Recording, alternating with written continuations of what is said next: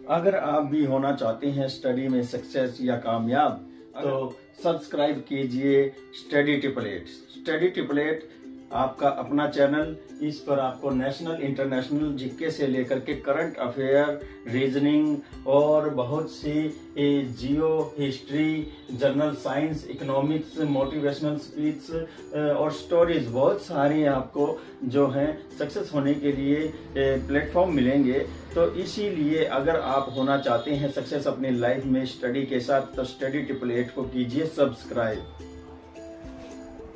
Hello everybody, मैं संजय कुमार हाजिर हूं आप सबके सामने आपका फेवरेट स्टडी चैनल लेकर के स्टडी ट्रिपलेट। कैसे हैं आप सभी? बेसब्री से वीडियो का इंतजार तो कर रहे होंगे, क्योंकि आपके कंपटीशन एग्जाम जो है वो नजदीक आ रहे हैं। उनमें आपको सक्सेस प्राप्त करनी है और ये आपको मेहनत करनी पड़ेगी। मेहनत करते रहिए, आगे बढ़ते रहिए, जितना ज्यादा हो सके। जीके के साथ साथ अन्य सब्जेक्ट को भी आपको साथ लेकर चलना पड़ेगा। और ऐसे स्टूडेंट्स जिनको चंडीगढ़ प्रशासन की जॉब के लिए जो है तैयारी कर रहे हैं, उनके लिए बहुत ही अच्छी खबर है। आज की वीडियो चंडीगढ़ प्रशासनिक जॉब के लिए ही मैं लेकर के आया हूं। इसमें चंडीगढ़ के और हरियाणा से संबंधित क्वेश्चन पुट किए गए हैं, तो आप लोगों के लिए ये बहुत ही मददगार साबित होंगे। एक एक क्वेश्चन ध्यान से पढ़िएगा, समझिएगा, सुनिएगा और वीडियो को 2 से 3 बार जरूर देखें। वीडियो आपको अच्छी लगे, आपको लगता है कि इसमें मेहनत की गई है और अच्छा कार्य किया गया है, तो वीडियो को लाइक, कमेंट, शेयर जरूर करें। और जितने भी न्यू इस चैनल से जुड़े हैं, जितने भी मेंबर हमारे नए हैं जो इस चैनल को अभी तक सब्सक्राइब नहीं किया है, अगर उनको ये वीडियो अच्छी लगती है, मेहनत है, तो वो सब्सक्राइब कीजिए, चैनल को सब्सक्राइब करें। तो देखिए हमारे वीडियो का पहला क्वेश्चन क्या है, हम क्वेश्चन देख लेते हैं।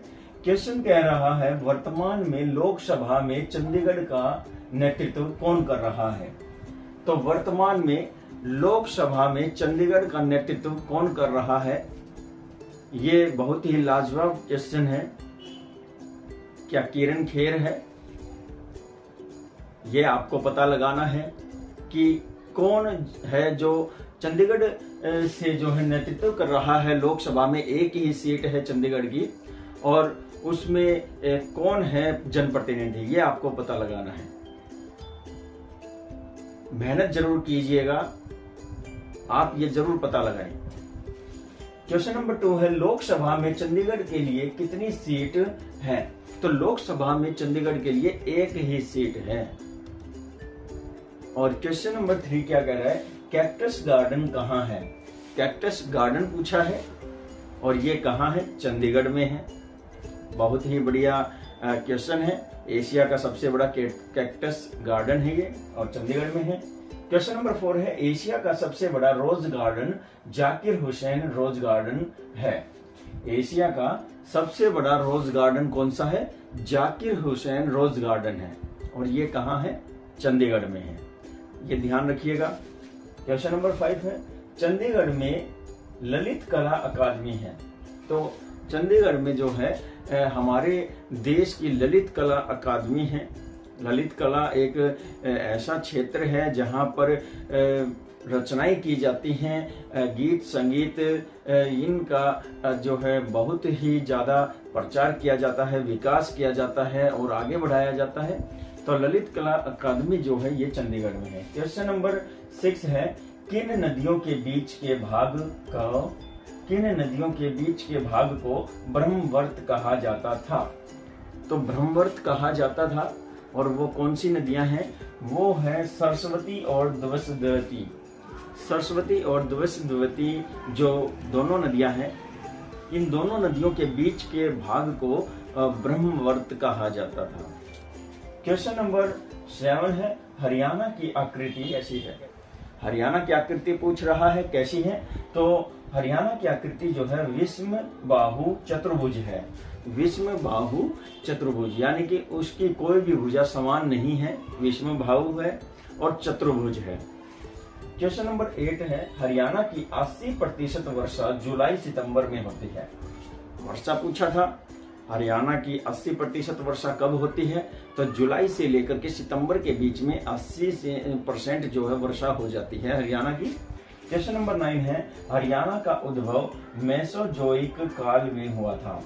अगर प्रश्न पूछ ले कि हरियाणा का उद्भव यानी कि हरियाणा कब उभरा था सतह पर, तो ये मेसोजोइक काल में उभरा था। मेसोजोइक काल एक प्राचीन समय हुआ है, इसमें डायनासोर्स वगैरह ये सब जो हैं जमीन में दब जाते हैं और उनकी जगह एक नए जीवन का संचार होता है। इस समय जो है हरियाणा का उद्भव होता है। और क्वेश्चन नंबर 10 है, यमुनानगर, अंबाला, पंचकुला में पाइन वन पाए जाते हैं। तो यमुनानगर, अंबाला और पंचकुला ये हमारे हरियाणा का 90% वन क्षेत्र का आवरण घेरते हैं और इन तीनों में ही पाइन के वन पाए जाते हैं। बहुत ही अच्छे वृक्ष होते हैं। और क्वेश्चन नंबर 11 है, हरियाणा की सबसे ऊंची चोटी कौन सी है। तो हरियाणा जो राज्य है इसमें शिवालिक की पर्वत श्रेणियां हैं, हिमालय की शिवालिक पर्वत श्रेणियां हैं और इसमें सबसे ऊंची चोटी जो है उसका नाम है करोह। करोह चोटी की लंबाई 1514 मीटर है। तो ये सबसे ऊंची चोटी है। क्वेश्चन नंबर 12 है, पिंजौर में गिद्ध प्रजनन केंद्र है। पिंजौर में एक गिद्ध को संरक्षण देने वाला और गिद्ध प्रजनन केंद्र बनाया गया है। और इसके बाद क्वेश्चन नंबर 13 है, यमुनानगर और पंचकुला में आरक्षित वन है। हमारे हरियाणा राज्य में बाकी सभी जो डिस्ट्रिक्ट हैं उनमें अब वन क्षेत्र न के बराबर है। बहुत से ऐसे जिले हैं जहां पर तो वन क्षेत्र है ही नहीं और यमुनानगर और पंचकुला ही एक ऐसे हमारे जिले हैं जहां पर वन पाए जाते हैं और बड़ी मात्रा में वन पाए जाते हैं। यमुनानगर में तो सघन वन पाए जाते हैं। क्वेश्चन नंबर 14 है, हरियाणा के सर्वाधिक वन पंचकुला में है। तो हरियाणा के सबसे ज्यादा जो वन पाए जाते हैं वो पंचकुला में है। पंचकुला नगर का कोई वजूद नहीं है, इसका कोई ऐतिहासिक साक्ष्य नहीं है। पंचकुला को एक जंगल को काट करके, वन को काट करके एक नया शहर बसाया जा रहा है और यहाँ सबसे ज्यादा वन पाए जाते हैं। क्वेश्चन नंबर 15 है, खापड़वास वन्यजीव अभयारण्य झज्जर में है। खापड़वास वन्यजीव अभयारण्य 2 वन्यजीव अभयारण्य हैं जो साथ साथ हैं। खापड़वास है और एक भिंडावास है और ये दोनों ही झज्जर में है। बड़े ही सुंदर जो है अभयारण्य है ये। इन अभयारण्य को आप याद रखिए। क्वेश्चन नंबर 16 है, अबूब शहर अभयारण्य कहाँ है। अबूब शहर अभयारण्य जो ब्लैक बग के लिए फेमस हुआ है और ये अभयारण्य जो है हरियाणा के सिरसा जिले में है। क्वेश्चन नंबर 17 है, सरस्वती वन्यजीव अभयारण्य कहाँ है। सरस्वती वन्यजीव अभयारण्य एक अभयारण्य जरूर पूछता है प्रत्येक टेस्ट में और हरियाणा के टेस्ट में तो जरूर पूछता है। तो सरस्वती वन्यजीव अभयारण्य के विषय में पूछा गया है तो ये कैथल में है। और इसी अभियान का दूसरा नाम है, देखिए किस अभियान को सोनसर कहा जाता है। तो सरस्वती वन्य जीव अभियान को ही सोनसर भी कहा जाता है। क्वेश्चन नंबर 19 है, भौंकने वाला हिरन कहाँ मिलता है। तो भौंकने वाला हिरन कुत्ते की तरह ये हिरन भौंकता है और ये भौंकने वाला हिरन जो है यमुनानगर के अभयारण्य में मिलता है और इस अभयारण्य का नाम है कलेसर। और कलेसर राष्ट्रीय अभयारण्य में भौंकने वाले हिरन पाए जाते हैं। क्वेश्चन नंबर 20 क्या कह रहा है, नाहर वन्यजीव अभयारण्य कहाँ है। तो नाहर सिंह के नाम पर एक वन्यजीव अभयारण्य पूछा गया है। आपको अगर ये पेपर में आता है तो HSC जरूर जो है इसमें बल्लभगढ़ या फरीदाबाद का जिक्र करता है। तो आप इनमें से कोई भी ऑप्शन चूज न करें क्योंकि नाहर सिंह का संबंध इन्हीं क्षेत्रों से था। लेकिन ये जो नाहर सिंह वन्यजीव अभयारण्य है ये बल्लभगढ़ या फरीदाबाद में नहीं है, ये रेवाड़ी में है। तो ये ध्यान रखिएगा, नाहर सिंह वन्यजीव अभयारण्य रेवाड़ी में है। नेक्स्ट क्वेश्चन देखते हैं। बहुत ही बढ़िया क्वेश्चन है। इन क्वेश्चन को आप वीडियो को जो है 2 से 3 बार जरूर देखें। ये आप लोगों की भलाई के लिए कहा गया है और टाइम निकाल कर जरूर देखिए। आप या ज्यादातर जो बच्चे हैं वो आज सोशल मीडिया के चक्कर में फंसते जा रहे हैं। कोई फेसबुक पर अटका हुआ है, कोई इंस्टाग्राम पर अटका हुआ है और कोई स्नैपचैट पर अटका हुआ है, कोई कहीं अटका हुआ है। तो सोशल मीडिया का इस्तेमाल देखभाल कर ही करना चाहिए, सोच समझ कर करना चाहिए। और स्टूडेंट जो होते हैं, जो पढ़ने वाले स्टूडेंट होते हैं, उनको जो कंपटीशन एग्जाम की तैयारी कर रहे हैं उनको इन सब चीजों से दूर रहना चाहिए और उनको ज्यादा से ज्यादा जो है कंपटीशन एग्जाम में काम आने वाली वीडियो ही देखनी चाहिए। तो देखिए हमारा नेक्स्ट क्वेश्चन देखते हैं। क्वेश्चन कह रहा है 21 नंबर क्वेश्चन है, नीलगिरी का सर्वोच्च शिखर। नीलगिरी का सर्वोच्च शिखर पूछा है और ये दक्षिण भारत के क्षेत्र में जो केरल क्षेत्र है वहां पर ये पाया जाता है और इसका नाम है दोदाबेटा। क्या नाम है? दोदाबेटा। क्वेश्चन नंबर 22 है, नर्मदा ताप्ती के बीच स्थित पर्वत। नर्मदा नदी और ताप्ती नदी के बीच में कौन सा पर्वत स्थित है, मौजूद है, ये आपको बताना है। तो उस पर्वत का नाम है सतपुड़ा, सतपुड़ा पर्वत। क्वेश्चन नंबर 23 है, थल समुद्र समीर। थल समीर और समुद्र समीर बनने का कारण क्या है? तो थल समीर और समुद्र समीर बनने का कारण जो है संवहन है। संवहन कैसे होता है? जब वायु चलती है तो वो वायु जो है पृथ्वी की सतह से रगड़ खाते हुए आगे बढ़ती है, जिसकी वजह से वो वायु जो है वो गर्म हो जाती है और गर्म होने पर वायु हल्की हो जाती है। और ये हल्की वायु जब समुद्र के ऊपर से जाती है, जो पृथ्वी की सतह से ये समुद्र की ओर जाती है तो स्थल समीर कहलाती है। और जब ये वायु समुद्र से स्थल की तरफ चलती है तो इनको समुद्र समीर कहते हैं। और इस प्रक्रिया का जो कारण बनता है वो है संवहन। क्वेश्चन नंबर 24 है, जोग जलप्रपात कहाँ है? जोग जलप्रपात, इसको एक अन्य नाम से भी जाना जाता है और इसका नाम है, दूसरा नाम है गरसोप्पा जलप्रपात। गरसोप्पा जलप्रपात जो है भारत का सबसे ऊंचा जलप्रपात है और ये कर्नाटक में मौजूद है। नेक्स्ट क्वेश्चन देखते हैं। क्वेश्चन नंबर 25 है, प्रशांत महासागर का प्रवेश द्वार क्या है? तो प्रशांत महासागर, पैसिफिक जो ओशियन है, प्रशांत महासागर का प्रवेश द्वार कहा गया है पनामा नहर को। किस नहर को? पनामा नहर को। क्वेश्चन नंबर जो है 26 है, भारत में परमाणु शक्ति का बड़ा केंद्र। तो भारत में परमाणु शक्ति, परमाणु ऊर्जा से जो है विद्युत प्राप्त की जाती है और परमाणु शक्ति का बड़ा केंद्र पूछा गया है तो ये है तारापुर। महाराष्ट्र के तारापुर में परमाणु शक्ति का एक बहुत बड़ा केंद्र है। क्वेश्चन नंबर 27 है, ओजोन परत अवस्थित है। ओजोन परत जो है वो कहाँ अवस्थित है? वायुमंडल की जो 5 परतें हैं उनमें से एक में जो है ओजोन परत मौजूद है। ओजोन परत जो है सूर्य के प्रकाश में, सूर्य की किरणों से आने वाली पराबैंगनी किरणों को रोक लेती है, उनका अवशोषण कर लेती हैं और उन किरणों को पृथ्वी पर नहीं आने देती, क्योंकि वो किरणें किसी भी जीव के लिए बहुत ही ज्यादा हानिकारक होती हैं और वह हमारी रोग प्रतिरोधक क्षमता पर सीधा प्रहार करती हैं। तो ये जो परत पाई जाती है ये समताप मंडल में पाई जाती है। ओजोन परत कहाँ पाई जाती है? समताप मंडल में। क्वेश्चन नंबर 28 है, क्या कह रहा है? हवाई जहाज उड़ते हैं। तो हवाई जहाज पूछा है, हवाई जहाज कहाँ उड़ते हैं? अब वो ऐसे स्थान पर तो उड़ते नहीं हैं जहाँ तेज हवाएं चलती हो या जहाँ पर बिल्कुल भी हवाएं न हो या वहाँ का तापमान तेज या बहुत कम हो। तो समताप मंडल ही एक ऐसा है जहाँ पर वायुयान के उड़ने के लिए अनुकूल परिस्थितियां पाई जाती हैं। तो समताप मंडल में वायुयान उड़ते हैं। नेक्स्ट क्वेश्चन है हमारा, क्वेश्चन नंबर 29 है, नर्मदा नदी का उद्गम।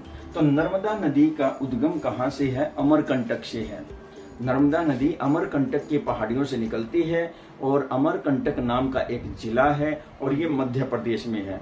मध्य प्रदेश के अमरकंटक की पहाड़ियों से 3 नदी निकलती है, एक है नर्मदा नदी, एक है तापी नदी और एक है सोन नदी। सोन नदी गंगा नदी में मिल जाती है और ताप्ती और नर्मदा नदी ये अरब सागर में मिलती है। इन्हीं के बीच में जो है सतपुड़ा पर्वत श्रेणी पाई जाती है। नेक्स्ट क्वेश्चन देखते हैं। क्वेश्चन नंबर 30 क्या कह रहा है, सबसे पहले मानसून आती है। हमारे देश में मानसून का आगमन होता है और सबसे पहले मानसून जो है वो केरल राज्य में आती है। 1 जून को केरल में मानसून की एंट्री मानी जाती है। कभी कभी यह 2 या 3 जून को हो जाती है, 2-3 दिन आगे पीछे हो जाती है, लेकिन 1 जून जो है इसका मोस्टली टाइम रहता है। क्वेश्चन नंबर 31 है, forest survey of India FSI, forest survey of India SFI कहाँ है? मतलब जो फॉरेस्ट डिपार्टमेंट का मुख्यालय है ये पूछा गया है। पूरे देश का फॉरेस्ट डिपार्टमेंट का मुख्यालय देहरादून में है। कहाँ है? देहरादून में। क्वेश्चन नंबर 32 है, विश्व के सर्वाधिक हिरण कहाँ पाए जाते हैं? तो विश्व के सर्वाधिक हिरण जो है वो भारत में पाए जाते हैं। कहाँ? भारत में। क्वेश्चन नंबर 33 है, टाइगर राज्य कहते हैं। तो हमारे देश में एक राज्य ऐसा भी है जिसको हम टाइगर राज्य भी कहते हैं और उस राज्य में भारत के सबसे ज्यादा राष्ट्रीय उद्यान पाए जाते हैं, उसमें सबसे ज्यादा जनजातीय समूह पाए जाते हैं, उसमें संसाधनों की कमी नहीं है, खनिज भंडार काफी पाए जाते हैं। तो वो स्टेट है मध्य प्रदेश, इसको टाइगर स्टेट भी कहा जाता है। क्वेश्चन नंबर 34 क्या कह रहा है, थीन बांध कहाँ है? थीन बांध के विषय में पूछा है और ये थीन बांध जो है पंजाब में है और पंजाब में किस नदी के ऊपर बना हुआ है? ये रावी नदी के ऊपर जो है थीन बांध बना हुआ है। क्वेश्चन नंबर 35 देख लेते हैं, मकर रेखा को 2 भाग करती है या मकर रेखा के 2 भाग करती है। तो कौन सी नदी है जो मकर रेखा को 2 भागों में बांटती है? पहली बात तो मकर रेखा हमारे भारत से या एशिया से होकर जाती ही नहीं है, क्योंकि हमारा जो कॉन्टिनेंट है ये कर्क रेखा पर है और फिर उसके बाद भूमध्य रेखा आती है और भूमध्य रेखा के बाद ही कहीं जाकर के मकर रेखा आती है और इस मकर रेखा को जो 2 भागों में बांटती है वो नदी है लिम्पोपो नदी। क्या है? लिम्पोपो नदी। क्वेश्चन नंबर 36 है, पूर्व का बोस्टन किसे कहते हैं? पूर्व का बोस्टन कहा गया है। पहले जो है बोस्टन किसे कहा जाता है? ये औद्योगिक एक क्षेत्र को बोस्टन कहा जाता है जो औद्योगिक रूप से बहुत ही ज्यादा बढ़ा हुआ हो और वहाँ कपड़े का जबरदस्त व्यापार होता हो, तो ऐसे क्षेत्र को बोस्टन कहा जाता है। और पूर्व का बोस्टन जो है ये हमारा अहमदाबाद हुआ है। हमारे एशिया में जापान को कहा गया है। क्वेश्चन नंबर 37 क्या कह रहा है, अरुणाचल प्रदेश जाना जाता था। तो अरुणाचल प्रदेश जो है हमारा एक पूर्वी राज्य है, इसे किस नाम से जाना जाता था? तो इसे जाना जाता था नेफा के नाम से। किस नाम से? नेफा के नाम से। क्वेश्चन नंबर 38 नंबर क्वेश्चन क्या कह रहा है, नेशनल वुड फॉसिल पार्क कहाँ है? या फॉसिल कह दीजिए, नेशनल वुड फॉसिल पार्क कहाँ है? तो नेशनल वुड फॉसिल पार्क जो है वो भारत के राजस्थान स्टेट में है और राजस्थान के जैसलमेर जिले में ये जो है नेशनल वुड फॉसिल पार्क पाया जाता है। नेक्स्ट क्वेश्चन है, क्वेश्चन नंबर 14 नंबर क्वेश्चन है, सवेज नहर का राष्ट्रीयकरण पूछ रहा है। और सवेज नहर का राष्ट्रीयकरण तो होता है 1956 में, लेकिन ये जो सवेज नहर है ये 1869 में बनकर के तैयार हुई थी और इसने जो है पूर्वी देश और पश्चिमी देशों के बीच के रास्ते को इतना 7000 किलोमीटर की दूरी जो है इससे कम हुई है। पहले पूर्वी देश के व्यापारिक जहाजों को जो है अफ्रीकी महाद्वीप को पार करके जाना पड़ता था, जिसमें काफी समय और फ्यूल इस्तेमाल होता था। लेकिन अब जो है इस नहर के बन जाने से 7000 किलोमीटर का सफर जो है कम हुआ है और इससे सीधा यूरोपीय और अमेरिकी कंट्रीज के साथ व्यापारिक संबंध पूर्वी देशों के आसानी से बन पाए हैं। तो इसका राष्ट्रीयकरण 1956 में हुआ। 1869 में ये नहर बन करके तैयार हुई। देखते हैं क्वेश्चन नंबर 41 क्या कह रहा है, भारत की जलवायु कैसी है? तो भारत की जलवायु उपोष्ण कटिबंधीय मानसूनी है।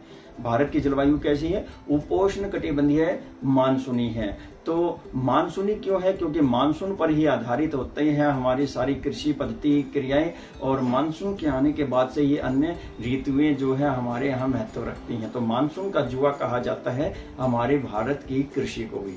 क्वेश्चन नंबर 42 क्या कह रहा है, भारत की सबसे बड़ी जनजाति कौन सी है? तो भारत में बहुत से जनजातीय समूह पाए जाते हैं और ये जनजातीय समूह वो समूह है जो समय के साथ साथ हमारे जैसे लोगों के साथ तालमेल बिठा करके आगे नहीं बढ़ पाए, या फिर ये कहिए कि वो अपने परिवेश को ही नहीं छोड़ पाए। तो ऐसे जनजातीय समूह जो है, इनमें से बहुत बड़ा जनजातीय समूह भारत में पाया जाता है और वो भारत के मध्य प्रदेश में पाया जाता है, जिसका नाम है गोंड जनजातीय समूह। क्वेश्चन नंबर 43 क्या कह रहा है, विश्व जल दिवस कब मनाया जाता है? तो विश्व जल दिवस जो है वो कब मनाया जाता है पूछा गया है। तो 22 मार्च को विश्व जल दिवस मनाया जाता है और 22 अप्रैल को पृथ्वी दिवस मनाया जाता है, याद रखिएगा। नेक्स्ट क्वेश्चन है 44 क्वेश्चन क्या कह रहा है, सौर मंडल की मोटाई बढ़ती है। हमारी जो पृथ्वी है उसकी वायुमंडल की 5 परतें हैं और उनमें से सबसे महत्वपूर्ण परत जो है वो सौर मंडल है। इसी में ही बादल बनते हैं, इसी में वर्षा होती है, चक्रवात आते हैं, आंधी तूफान आते हैं, सारी मौसमी घटनाएं जो है सौर मंडल में ही होती है। और सौर मंडल जो है गर्मी के मौसम में इसकी मोटाई बढ़ जाती है। बहुत ही अच्छा क्वेश्चन है, याद रखिएगा। क्वेश्चन नंबर 45 क्या कह रहा है, चंदन के वन मिलते हैं। तो चंदन के वन कहाँ मिलते हैं? दक्षिणी भारत के राज्य में जो है चंदन के वन पाए जाते हैं। बड़े ही जो है जबरदस्त क्वेश्चन है ये, पाए जाते हैं। और कर्नाटक में चंदन के वन पाए जाते हैं। आपको ये प्रश्न याद रखने हैं, ये आप लोगों को सक्सेस की राह दिखा रहे हैं। सोशल मीडिया का सोच समझ कर इस्तेमाल करें। इंस्टाग्राम, व्हाट्सएप, फेसबुक, स्नैपचैट, ये सभी जो सोशल मीडिया की एप्स हैं, इनको आप संभल करके इस्तेमाल करें, कम से कम इस्तेमाल करें। और यूट्यूब जैसे जो सोशल मीडिया का ऐप है, इसका भी आप जागरूकता से ही इस्तेमाल करें। इस पर सभी मटेरियल्स मिल जाता है, गाइड करने वाला भी, मिसगाइड करने वाला भी। तो आप लोगों को अगर ये वीडियो, ये क्वेश्चन पसंद आए हैं तो लाइक, कमेंट, शेयर जरूर करें। जितने भी मेंबर हमारे नए इस चैनल से वीडियो को देख रहे हैं, वो अगर इस वीडियो और क्वेश्चन को पसंद कर रहे हैं, उनको अच्छे लग रहे हैं, तो वो चैनल को सब्सक्राइब जरूर करें, ताकि आपको और भी ढेर सारे बढ़िया क्वेश्चन और बढ़िया वीडियो आपको प्रोवाइड करवाई जा सके। इसी के साथ ही मुझे दीजिए इजाजत, और नई वीडियोज के साथ मैं फिर से हाजिर हो जाऊंगा। नमस्कार, जय हिंद।